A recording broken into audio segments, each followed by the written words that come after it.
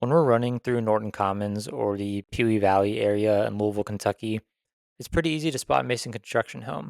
The attention to detail, the quality, the stunning design, you can't miss it. It stands out. We aren't just saying that either. Our own co-host Scotty trusted Mason Construction to build his forever home, and he and his family couldn't be happier. Don't tell Scotty this, but we're at his house a lot because we love the home. He's all right too, though. If you live in the Louisville or Southern Indiana area and are thinking about building your forever home or doing a remodel, there is nobody else to trust with this project than Mason Construction. The link to their website is in our show notes. Click on the request information option and start the conversation about what your forever home could look like. Bada boom bap. Danny Perkins, Scotty Scarce. We are on episode, wait for it, episode 210. This is 210. 210. It is, yeah. Bada bing, bada boom, skibbity boop, bop, bop. This is a banter episode. We gave Strigg the day off. He deserves it. He's been hardly at work. Just kidding. He's been hard at work, and the man runs 140-mile weeks. And me and Danny decided to take the reins or steer the ship, per se, for episode 210. This could be dangerous. This could be a tough decision. We'll see. Hopefully, we're not going to tank the podcast and ruin everything, but I think we got it. Scotty, is this our first ever one-on-one podcast? Have we done? No. Me and you did a Q&A together. Oh, that's right. But we haven't done a banter together, you and me. Could be dangerous. I'm excited see where this goes. Because stay tuned. Me and Danny might end up either in tears or fighting, one or the other. Probably hugging. Yeah, probably tears. I could see tears happening. We have a lot to talk about. Happy tears, though. Of course. Danny, how was your Thanksgiving? Are you wearing the new Bandit sweater? Dude, yeah, I got the same one. Oh, did you really? Yeah. I might have gotten the quarter zip, I forget, but I'm excited for that. It's in the mail.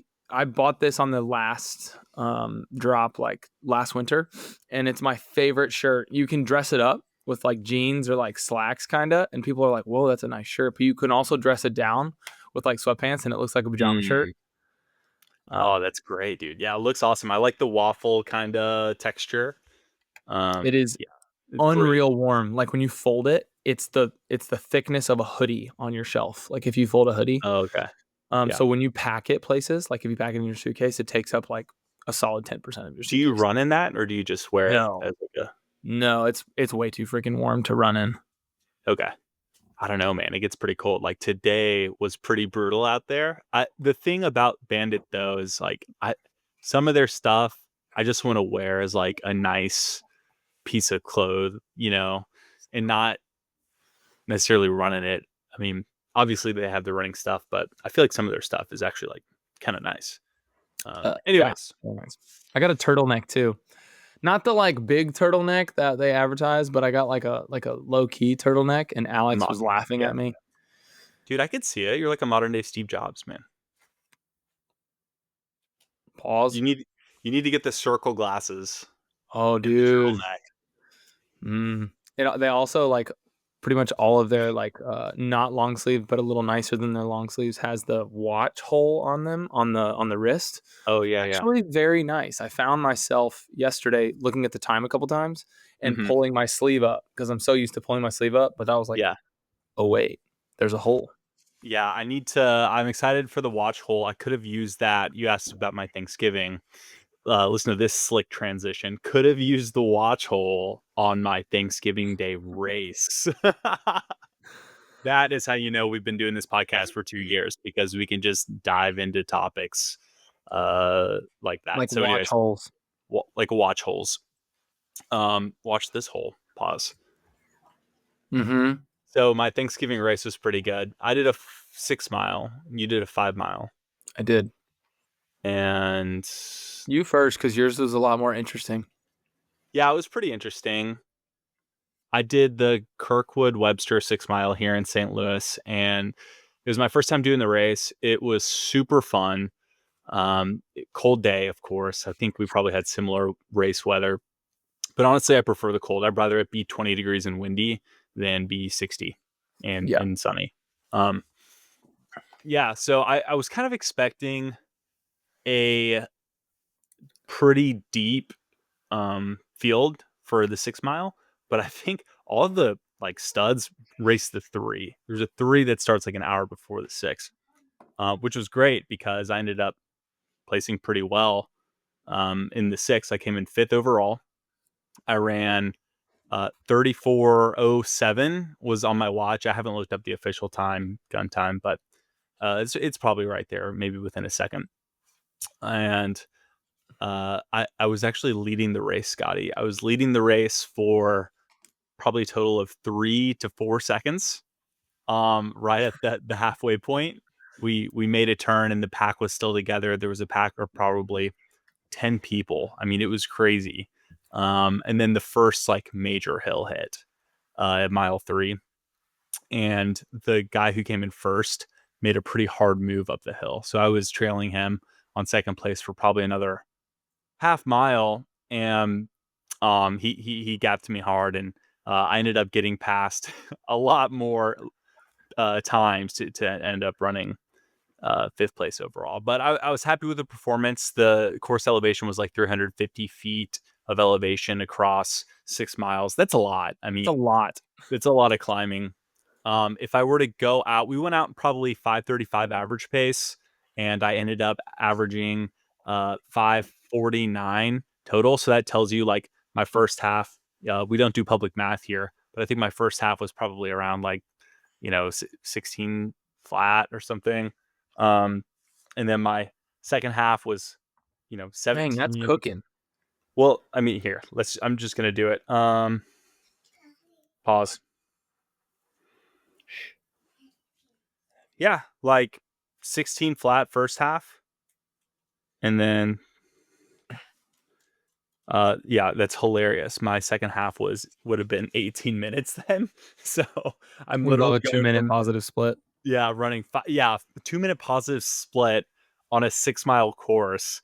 First 3, I mean, my first 3 was in 5.5 minute miles, and then the last 3 was in 6 flats. So it's just like, I mean, that's supposed to be marathon pace. So you can imagine what I'm thinking on the back half of my turkey trot, running marathon pace up these hills and just getting past like 4 times, and I'm just like, what is life like? Am I really willing to kill myself on this race? And I think the answer was probably no. No. But I will tell you that in the last 200 meters of the race, 6th place was coming up on my tail, and I kicked and did not let 6th place get. It was also a girl, but she's very talented and probably going for an OTQ. So, anyways, yeah. Everybody's got one of those girls in their town Yeah. that sneaks behind you at your local like 5 to 10K race, and you're like, Well, she was second overall female. I think first overall female came in 2nd or 3rd place. So, oh, yeah, dude, there's some it's not the girl that beat you last year, was it?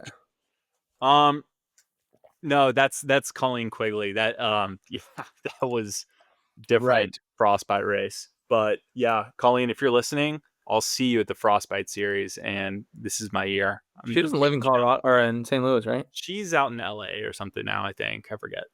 Or maybe in Colorado. I think they're in Colorado. Yeah. So that, I mean, super fun, good turnout. It's always hilarious dude, let me tell you like my strategy, because there is strategy outside the race strategy, and it's how you show up to the turkey trot, right? Absolutely. So you have a couple different profiles, I think. One of the profiles is like very serious runner, wearing the alpha flies, the Boston jacket, or like all the gear. And then there's like, you might have your college kid who like, they might just run it in trainers, but they'll probably win. You have your high schooler who's just a freak athlete who probably shows up in basketball shorts and can run a 17-minute 5K. And then you kind of, that's like the competitive field, I'd say. So I'm like, all right, well, what signals am I trying to give off to my competition? And I'm like, all right, I've got a pair of alpha flies. They probably have 300 miles on them, and they're falling apart. Like, I'm going to wear those, I'm going to wear those because this is just a Thanksgiving 6-miler. I'm not going to wear my A race shoes. So these are like my solidly B race workout shoes. So I'm like, all right, put them on. I'm like, okay, what else can I do? I wear the forward Life in Stride hat with the toboggan over it, right? Oh, yes. It's kind of a look. Sadler doesn't like it. Sadler, if you're listening, I don't care what you think. I like it. It's my look, and I think it looks fine. Shades, Rokas, and then a cotton hoodie. So the cotton hoodie is to kind of... Dude, I saw your bib was pinned on that cotton hoodie, and I was like, did he race in that? And then I just like forgot. I was going to text you about it. Yeah, I pinned the bib to the hand pocket in the front of the hoodie, dude. And I'm like, why the cotton hoodie? Because people are going to take a quick glance at me, see the cotton hoodie, and write me off. They're going to think, this guy is not a ball knower. He's a wannabe. He's a wannabe. No ball. And I, don't have to worry about him. Perfect. I'm like, that's great. But if they were to look down at the 300-mile alpha flies, they might think, get mixed signals, this guy might know ball. So it gets in their head a little bit about what to think. So that was my outfit of choice for the turkey trot. And, I think it worked. I started out kind of in the second or third row, pulled a Striegel, and went out with the lead pack. And of course got dropped in the end, but still finished pretty strong. So I think it was a total success. I love Chris Striegel. I love that guy. I miss him. I saw the video of the Fast Freddy's festive 5-mile foot feast rate, 5-miler. That's a mouthful. In Louisville, I saw the start footage maybe yesterday or something, and Striegel, I was looking for Striegel. You would think, because he gets first through third in every race in Louisville, you would think that he would be in the front. But he's like a solid 2 to 3 rows back. He does not like to start in the front. Yeah. He's like a middle pack guy. And then I totally appreciate that. Are you a front line guy? Do you I'm a front line guy? Yeah. Well, you kind of invite a little bit of pressure on that, Yes. If you're a front line guy. True. And I never like podium, so yeah. So maybe I should be a mid pack guy, and maybe that would make me podium. Well, it would at least, I think, set you up to run some people down versus you feel like you're getting run down and then you just get passed immediately. So True. So how was Fast Freddy's? Okay. Fast Freddy's 5-mile festive foot feast. Is there a festive in there? I thought it was just Fast Freddy's 5-mile foot feast. It's Fast Freddy's festive 5-mile foot feast 5-miler. Okay. It's like FFFFFFFFFM. It is a wonderful race. It's always a great turnout. Fred, I do not know his last name. The guy who puts it on is Fred. My grandpa is friends with him. They did races back in the day. But he puts on a great race. It's been on the same course. Dude, this course is so epic. The numbers, you've done it. The numbers are hard painted. They're not spray painted. They're the city let Fred put the mile markers in the concrete. They are part of it with an arrow. The turns are marked. They don't even have to put out cones or anything for this race, because the turns are marked in the concrete permanently, 365 days a year. That is the most savage, goated thing for a race, I feel like. Yeah, that's awesome. That he's got the city behind it. You know who else does that? The Boston Marathon. Yes. So if you want to know the level of intensity Fast Freddy's is, there you go. But it was great. Honestly, I was struggling with this one because I do not like being a chicken, and I do not like chickening out on workouts. And if I'm going to do it, I'm going to go all out. But I did not race this because I had a really gnarly cold on Tuesday and ran through it on Tuesday. Felt like absolute death. Had to come home from work early and take a 2-hour nap. But I felt a lot better on Thursday, but I was still coughing up a ton of mucus and stuff. And I decided to be smart, in quotes. I don't know if I was smart or not. I probably would have been fine to absolutely race it. But I put a brand new pair of vapor flies, the step down from the alpha flies. I got the 4s. Shout out to the Life in Stride racing team Discord for that one. Basically, no deal gets left unturned in that group chat. Like honestly, that group chat cost me a lot of money because they'll be like, "This is on sale, boys," and then everybody will just jump on it real quick. But I bought the Vaporflies and the 4s. Oh my gosh, man, it's the first pair of those I've had, and I run really, really well in those. Put them on, and I like them a lot better than Alpha Flies. They feel more natural. Really? Yeah, they feel more natural. Like Alpha Flies make me feel like I'm in a moon shoe, like I'm like leaning forward too much or something. But Vaporflies, they just feel great. I put them on, and I was like, oh my gosh, I feel froggy now. And Cheston looks at me, and he was like, "You want to race this thing, don't you?" I was like, "Yeah, I do." But then I looked to my right, and Caroline Gosser's right there, and I was like, "What are you running?" She was like 540s.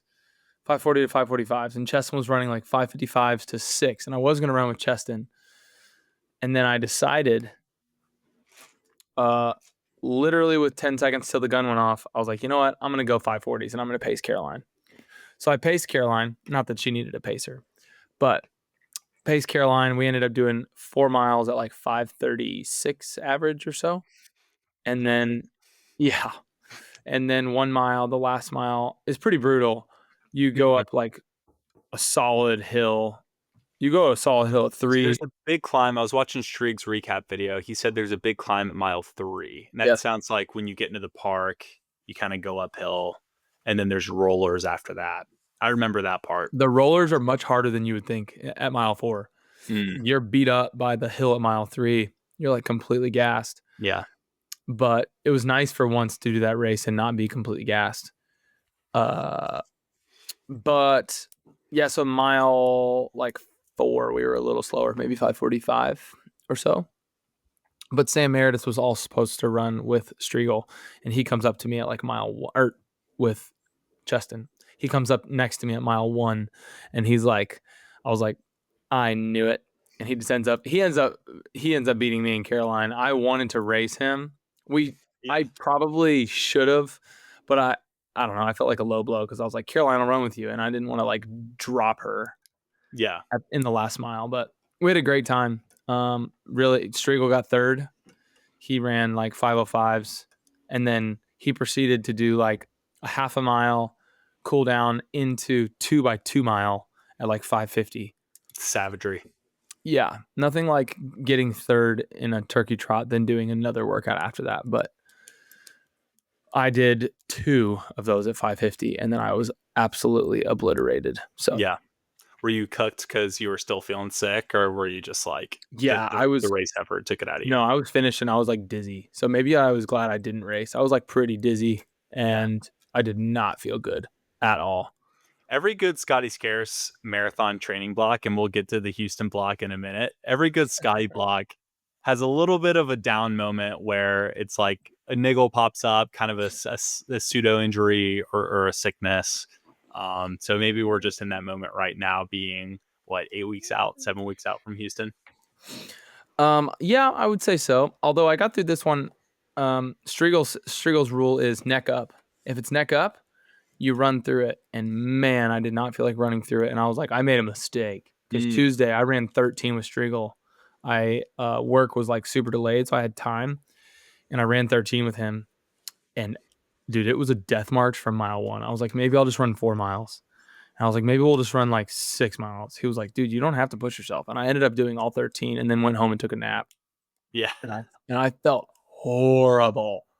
But I'm glad I did it because Wednesday I woke up and I was like, fine. My run was perfect. Dude, the neck up thing, I haven't heard that. The longer I'm around Striegel, the more I still learn new things from him. Like these little phrases that you learn coming up through the sport. Yeah, I mean, it makes sense. Like as long as you're don't have a fever or vomiting, we're not doctors, so do what you want, but don't take our advice as actual medical advice. But I always run through colds no matter how dreadful I feel, and it never like has a negative rate of return when I run. But if I'm like, if you have like a fever, or I've ran with pneumonia before, that is a horrible idea. I think I got like 2 miles in and I had to quit. Yeah. Like I had a fever and I could not breathe. So don't do that. That's tough. All right. Black Friday. did you get any good stuff for Christmas shopping? You don't have I to did. tell what you got, what Santa's getting your kids and your wife, but just wondering I if you, I was gonna say, yeah. well, Santa puts my 3-year-old is directly to my left. She's saying Santa. She's to my left, and she's doing the podcast with us today. But Santa puts presents in the stockings, but parents put the presents under the tree. So if your kids are listening to this, my apologies. But Are you a runner? Do you need running shoes, gear, apparel, more? If so, I got the scoop for you. Kencom's Running Store is the best place to buy any running supplies you need. Located in the St. Matthews area of Louisville, Kentucky, the friendly staff will take excellent care of you. If you are a newer runner and need help finding the right shoes, or you're looking to get plugged into the Louisville running community, this is where you need to start. If you don't live in Louisville, check out werunlou.com. We have a discount code and the link to the website in the show notes, and the shipping is free for purchases over $100. I promise you, Matt and team are the friendliest people you can meet. Don't hesitate. Get your running supplies at Kencom's Running Store and support an amazing local business. in our house, we buy the big things. The parents buy the big things. And I did buy their present on Black Friday, but I cannot say it. I can spell it though. TRAMPOLINE. Whoa. Big one? Yeah, big one. And guess what I'm going to do? Of course, I'm going to go over the top.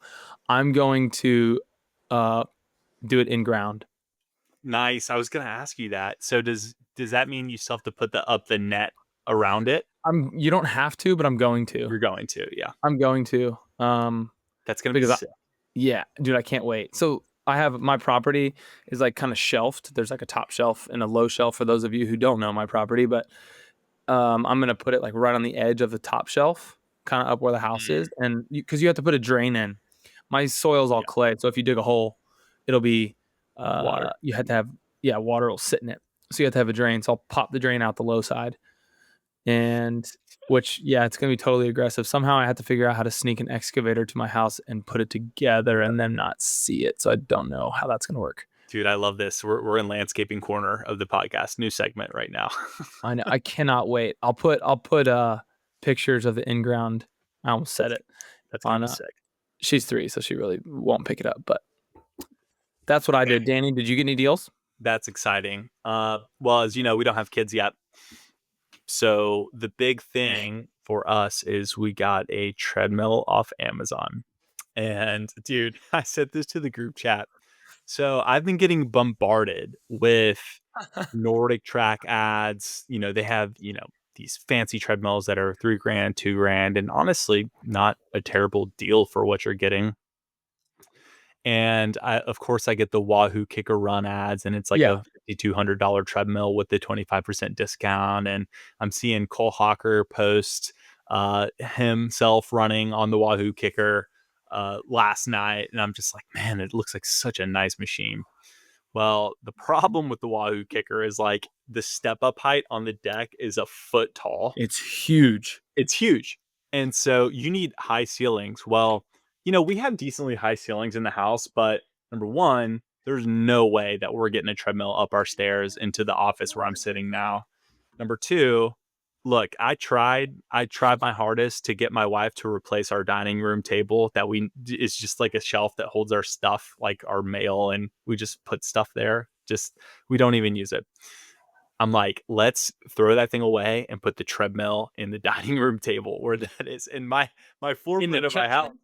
Yeah, in the kitchen. It's like basically across from the kitchen in the living room. It's all like one big room. So we would have the treadmill there. And she's like, no, absolutely not. I'm like, well, wouldn't that be kind of sick? Like it would be awesome to have it there.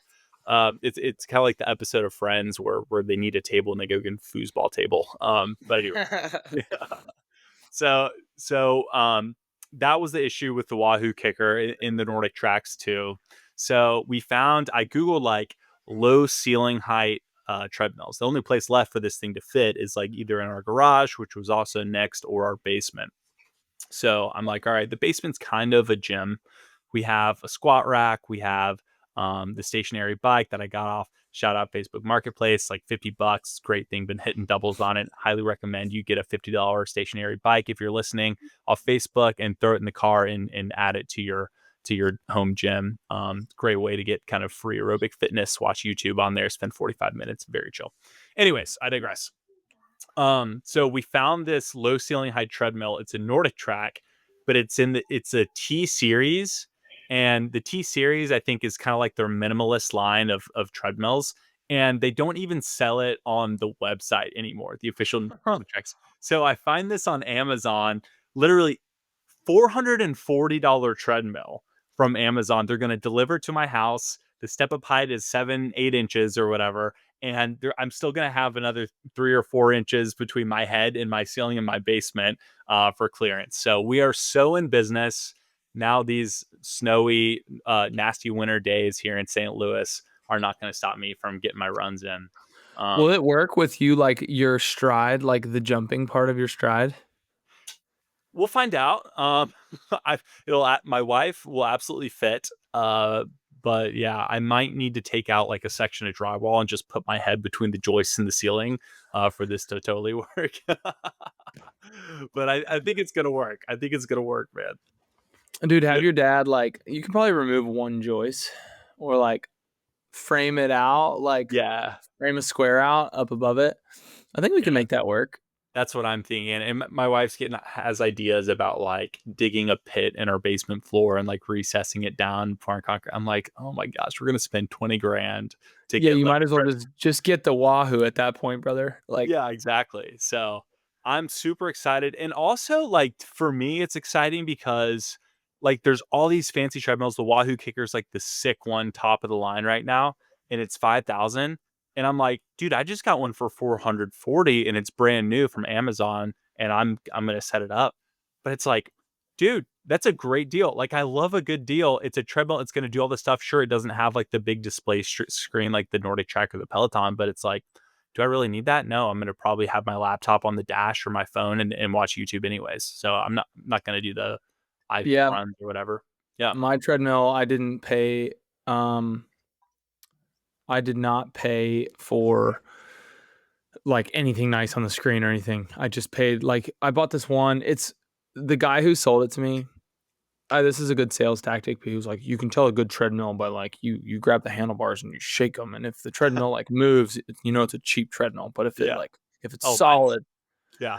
Well, that's a cheap treadmill. It's going to end up across the room by the time I'm done running it with all the shaking it's doing. You know, it's going to hop over. I mean, dude, you spend $400 on it. That's a total W. Like, if you can get a 7 to 8 mile easy run in on it, that's Yeah, a exactly. W. Which honestly, I told the guy when I went to go buy it, I was like, you know what? I want to like. He's like, well, how many miles a week do you run? And I was like, I told him, and he was like, okay, you need a $15,000 treadmill. All these treadmills are made for walking. I'm like, okay. Well, I don't run a treadmill for that much, but like maybe one run a week. He's like, okay. But the biggest thing, Danny, buy treadmill lube with a wand. Do it now on Amazon. Okay. It's like $8.99. Treadmill lube with a wand. And once a month, all you got to do is lift the, no one does this, but people who are listening, oh my gosh, you can extend the life of your treadmill, and it'll like, if it sticks, if your treadmill, a lot of times, like when you run on an older treadmill, you'll step, like a heavier guy like me and you, Yeah. you'll step and it'll stick and you almost feel like you're like falling forward. Oh, yeah. That's because it needs lube. If you put the lube underneath of it, underneath one side and underneath the other, I can do this. I can talk about this and be serious. Then you just let it run. It's like, voila, brand new treadmill. Okay. All right. Treadmill lube with a wand. Noted. Yes, treadmill lube with wand. Everybody who's listening to that, go on Amazon and buy it. It's very cheap, and it'll save your treadmill. You heard it here first. I have a funny story about Thanksgiving. Okay. Yes, I think I know what you're going to say, but I It has to do with Nancy Pelosi. And listen here, okay? We don't talk about politics on the podcast. And I understand that we have people listen to this podcast from all different walks of life. I'm not going to tell you where I stand politically, and that's not the point of this. But let me tell you this: my family, majority of my family, is extremely right-winged, you could say, right? To the point where it's like obnoxious, and I need to like sometimes go outside for a breather. But my cousin was at my birthday party. We were sitting around the bonfire. Danny was there. Striegel was there. And he was talking about the shirt he wore last Thanksgiving, and it was kind of controversial. And it was more like funny though. And I was like, we should get you another one this year. And I was like, we should get a picture. I was like, we should get a shirt with like Nancy Pelosi on it. And he was like, oh, perfect. And then I found this one with like, it's got like 15 Nancy Pelosi faces all over it, printed on the front. And I bought it on Apple Pay at the birthday party within like 10 seconds of thinking of it. The shipping was like $10. It was stupid. It was literally like a $38 t-shirt that cost probably $3 to print. And I bought it. And it showed up 2 days before Thanksgiving. And my cousin, I just gave it to him. I didn't know what he was going to do with it. I was like a little worried. I was like, people might be like super offended, or they might just think it's funny. Hopefully they'll just think it's funny. So I give it to him. And my dad comes up to my brother and my brother-in-law and says, hey, will you all say a quick prayer for Thanksgiving? And we were like, yeah, sure. And, my brother starts, then my brother-in-law, and then I was going to finish. And Will comes in, my cousin Will comes in, like, and there's 40 people in my family. Like, we have a very large family. And my cousin Will comes in mid-prayer wearing the Nancy Pelosi shirt. And I'm like, oh my gosh, Will. And like everyone just starts dying laughing mid-prayer. It ended up being a really funny prank. But yeah, if you want a good icebreaker for your family Thanksgiving, buy a political t-shirt. Make sure it's a joke. Yeah, it's got to be so absurd, like the Nancy Pelosi face collage that it's taken as a joke. Like there's a thin line there. If you wear like the political campaign t-shirt, like it could be taken as like serious, but this was very obvious a joke, and it was a funny one. The best part about this t-shirt was how cheaply it was printed. There is, how like if you lay a shirt flat, the back of the neck shows. Print, they printed it through the back of the t-shirt, and then the tag was printed over. If you lift the tag up, it's white t-shirt behind it. It's like it's the cheapest print I've ever seen in my life. It's like they spray painted it on. But it's amazing. It's a great memory. Great story. Yeah. That's awesome, dude. I love Thanksgiving shenanigans like that. Yes. I can't what? I was just gonna say, we're gonna talk about our Thanksgiving. We had my family come into town to St. Louis, and it was my parents' sister and my cousin. And I was actually gonna run a 10-mile race on yesterday, Saturday. We're recording this Sunday. And they were gonna come out and watch me run this 10-mile race out in Alton, Illinois, across the river, and peace out from there. Well, it turned out we got a massive snowstorm that came in like early Saturday morning, and we woke up to probably 4 inches of snow. So me and the boys were like, all right, race is canceled. They called off the race, by the way, like Monday this week. It was super early, which I think is probably like a little too early to call off the race. It ended up being the right call. But I think if you make that call, you probably got to do like a couple days before, maybe, anyways, I digress. They made the right call. No harm, no foul. So me and my couple Life in Stride athletes, Ryan Saws and Coach Shank, who was on a few episodes ago, highly recommend you listen to his pod if you haven't yet. He's got a really cool story about being a cross-country coach at his high school.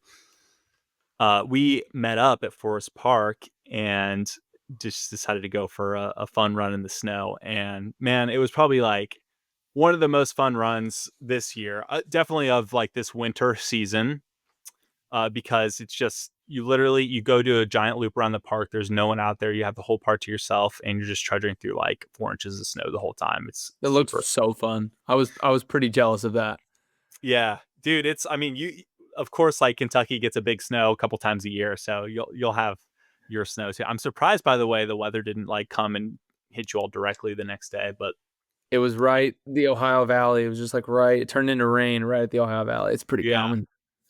Yeah, so each of us took a fall. Like I was the first one to go down, and everyone was like, "Ha ha ha!" And then like both the guys right after me fell, all at different times.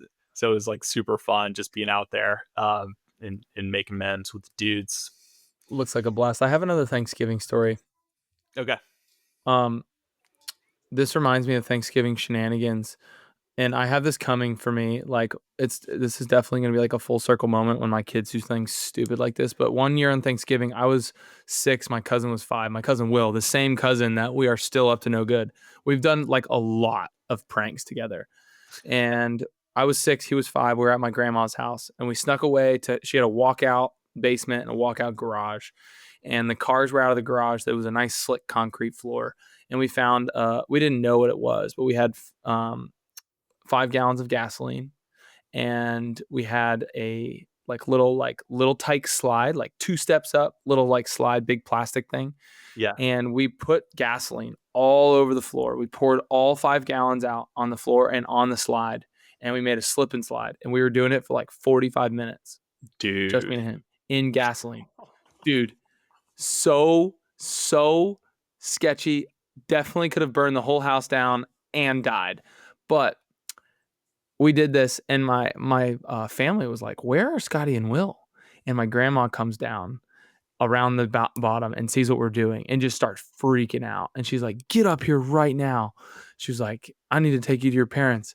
And my cousin Will looks at my grandma and goes, "You're not my mom."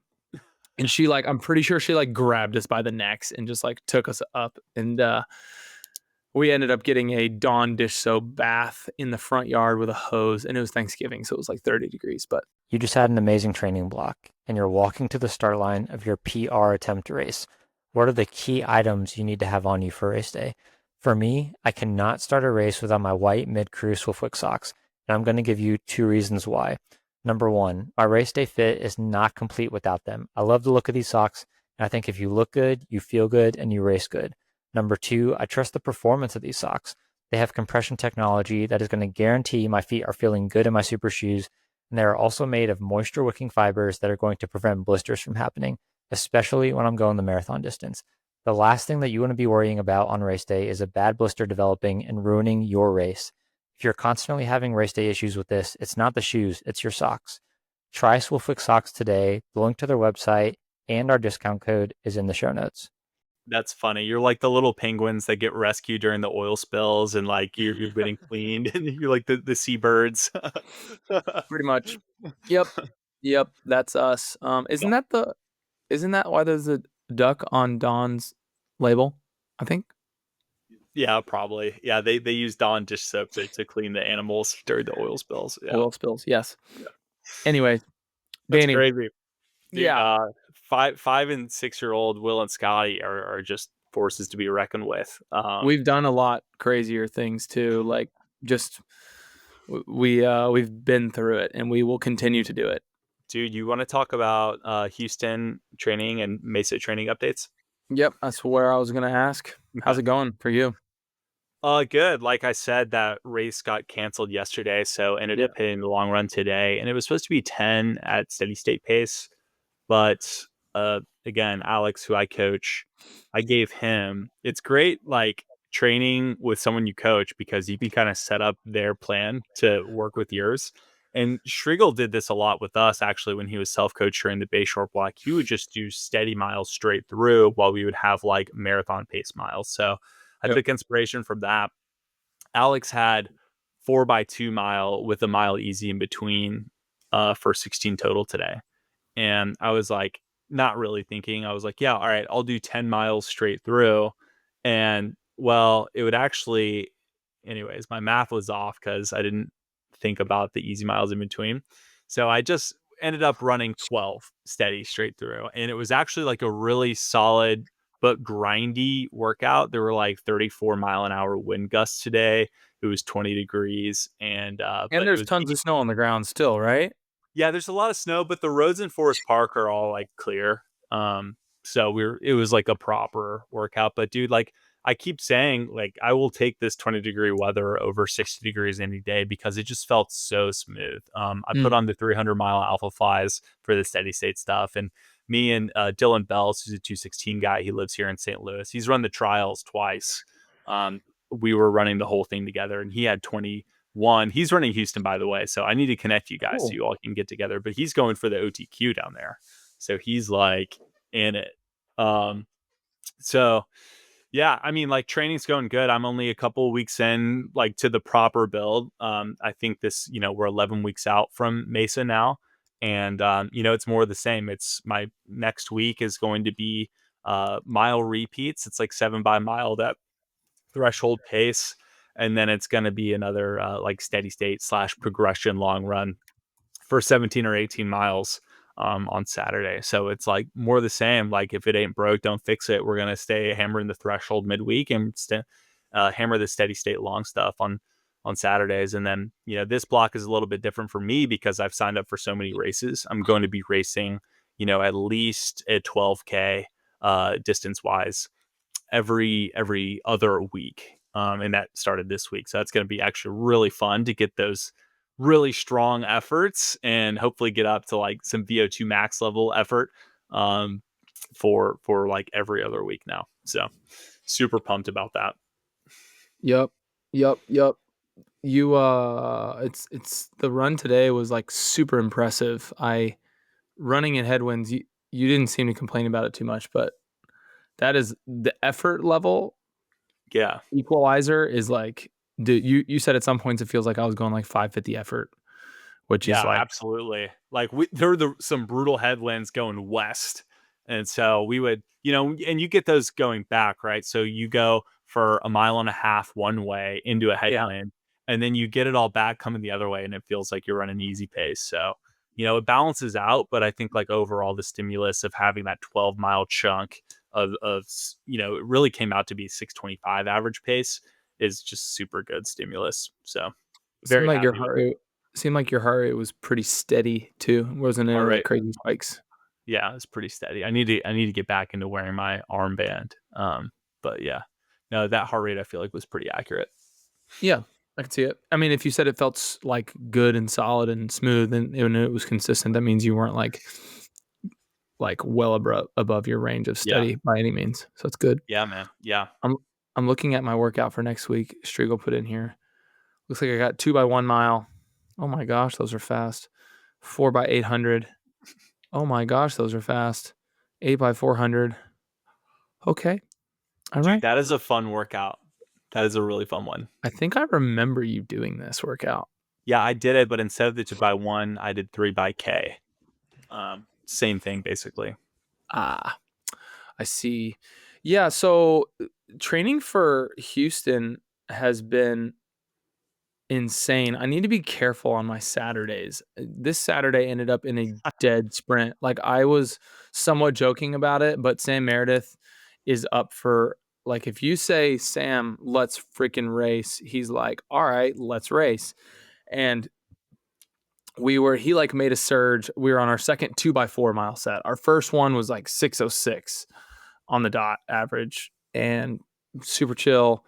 Went into the next 2x4 and he made a surge ahead of me, like a half a mile into it. And I was like, all right, here we go. So I like go stick with them and we dropped Striegel and Colin pretty aggressively. They were going like 6 flats and our first mile was 5:55. Next one was 5:48. Next one was 5:38. Next one was 5:28. And it was That's it spicy. it was I mean, it was at mile 19 of the long run, and it was a full dead on sprint on each other. We were like passing 4 old dudes walking at Seneca Park, and I tried to cut Sam off. He was like, "You dirty," afterwards we finished, and he's like, "You dirty dog." He's like, "That's an old track trick, bro. You cut me off." He's like, "Did you mean to do that?" I was like, "Absolutely." I cut him off, and then I made a surge with like a half a K to go. It was like 0.32 left, and I tried to drop him so hard. I was like 5 flat pace, and I could not drop him. He just stuck right on my shoulder the whole time, and we ended up finishing together. And we were limping after that run. So Dude, you guys are like fire and gasoline, man. Like it is going to be. You guys are either going to get really fit or really hurt during this That's pod. If you keep doing have this. you heard Sam Meredith say that? No, You maybe haven't so. heard him say that? No. Oh man, Sam, I hope you listen to this. I'm gonna send it to you, Sam. That's his motto in high school. He said, we're either gonna get real fast or real hurt. Yeah, dude. That's Yeah. the Sam Meredith motto. And yes, I understand that. I probably should do like an easy long run here soon, or like actually go steady that Striegel prescribes. Your volume has increased quite a bit. You're in the 70s now, right? I'm in the high 70s, yeah. High 70s. So you're going to be peaking out, what, 80, 90 miles a week? Let's see if Striegel put it in there. How's it feeling on the body? And like, are you able to recover from these full send poopy pants Saturday long run efforts? Yeah, I feel great today. I honestly was surprised. Yeah. I feel great today, and I think that I could go and do like 8 to 10 easy today and be fine and be like at 90 almost. But I'm taking a chill, taking the day off. Let's just pause the pod for a second because I gotta go let the cleaning lady in. Hold on one It's second. all good. I'll just continue talking about my Houston block and act like I'm talking to somebody. I'll talk to our audience. But what I was saying is I am interested to see or the difference between after Chicago as a full send effort and then after Chicago as basically I bonked, right? So I went like 7 flats for the last 11 miles. And when I did that, I was able to recover super quickly and finish finish the race chill. So the next week I was able to run more than I ever have. And then now I jumped back into training super easily. Danny, I'm talking about how I just talked to the air. That was really weird. No, it's okay. I You're like a Nick Bear solo pod. I know, right? Or a Chris Striegel solo pod. I was talking about how after Houston or after Chicago, I bonked. So I was able to get back into training so quickly because I didn't have an all out race effort. Normally it takes me a while. But now I feel like I used Chicago as like just a really hard long run day. Yeah. And Yeah. it was like an over distance, Mm-hmm. like heavy, steady day where I was like, ooh man, I went too hard that day. And I my fitness has like really I feel like it's really increased. It's like where I wanted to be before Chicago. So I have high hopes for Houston. I never felt like 540s and 530 or 550s were handle like easy by any means Mm-hmm. for Chicago. They were always extremely hard. Granted, we were running in the summer, but now they feel pretty easy for me, which is where I wanted to be for Chicago. So we'll see how it goes. That's just where I'm at.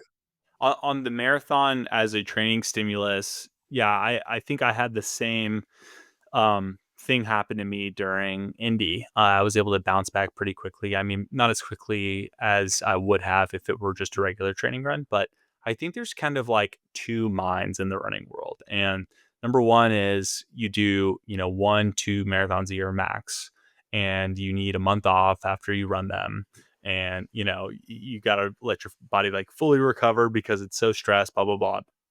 And then there's kind of the mindset that you, me, and Chris, and a lot of the people we train with have subtly or maybe not so subtly adopted. And it's that like, okay, 26 miles is just 26 miles, and there's nothing necessarily special about that that makes you any more hurt or needs a longer recovery time than, a regular long run. So, and maybe that's a little bit of hyperbole, but I think that there's definitely the truth is in the middle somewhere of, look, if you're hitting 140 miles a week like Chris Striegel is, and you can run 6 flat pace for a marathon or 242, whatever he ran at Indy, it's like, dude, no, that's not going to hurt him, especially if he's able to run that like over distance mileage of 28 miles.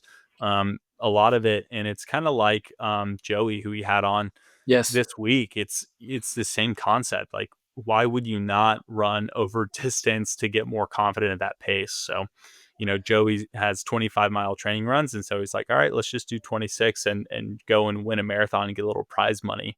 We're not at that level, but look, like, it's not like out of the question that is a level that you can aspire to and attain and basically be a serial marathoner. I think that's Dude, really dope the for, like, more I think about it, yeah, the more I think about it and the more we talk about it and talk to people where this happens is the Joey way yeah, is sign up for a ton of marathons and kind of stay in really good shape. Like mhm, he was in the shape he wanted. He's racing CIM, right? But yeah, for Indy, he was in stupid shape and he ran a 2:12. Right. yeah, So he stays in that shape, runs a ton of volume if you're able to, right? He quit his job, so he's able to, and sign up for a ton of races because at the end of the day, sometimes you have your day. Like I always have my day during a workout, and you're just like, your heart rate yeah, is just low. It doesn't matter what the weather is. You feel incredible. It's like everything was perfect leading up to that moment where it feels like when you put everything on this huge race that you spend yeah, $3,000 for, the Chicago Marathon. You're there for 5 days. You take work off, you taper, you do your carb load, and then you get a cold the Thursday before and you feel like yeah, crap and your yeah. heart rate's 20 beats higher and the weather is horrible and you're like, "Oh, that was a waste." But I don't know, So true. signing up for the Indy Marathon a year in advance because it's $150 cheaper for the Mhm. entry. If You're you can making afford it, more small bets, right? You're making a lot more smaller bets throughout the year rather than making like two big bets on two peak races a year. yeah. Yeah, I'm totally with you on that. Because look, like, you can go out and Randy Japan does it, like, Yep. go out, have a great day, and just decide, like Joey did at Indy, like, okay, like, today's gonna be a full send day. It's all systems go, and not really taper that much. Yeah, dude, I think it's a really good point. So it's not for everybody. Sometimes schedules don't allow that and Right. stuff, but like sign up Look, for I your couldn't local do it. race. I'm not gonna. I couldn't go and race a marathon every month, I don't think. Right. But I mean, I definitely race more than the average marathoner. Yeah, what'd So you do, 5 last year? yeah, last year I did, yeah, something like that. So I'm it was trying a to think lot. how many I did. I think I only did 3. Next year I have 4. Oops. Houston, Oh, Boston, you're in Berlin, dude. Boston, Berlin. Just got the email, and um, Indy. I signed up Indy. for Indy, and I think that's going to be my A race. Okay. Genuinely, I'm doing exactly what we're talking about. I've seen Eric Floberg do it. I've seen you do it. Like you've done it and freaking crushed it. I think I'm going to train for Berlin and be ready for a race Mm-hmm. for Berlin. Do like a 1 week taper. If the weather's horrible, run hard. Yeah. Don't like blow everything at that race. Have a great time. We're bringing the family.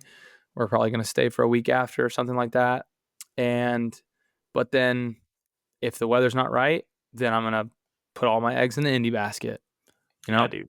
Um, and we'll see. And I might sign up for Houston, as well. The next year after that, kind of do the same cycle. But Love it, man. Love this sport. Love training.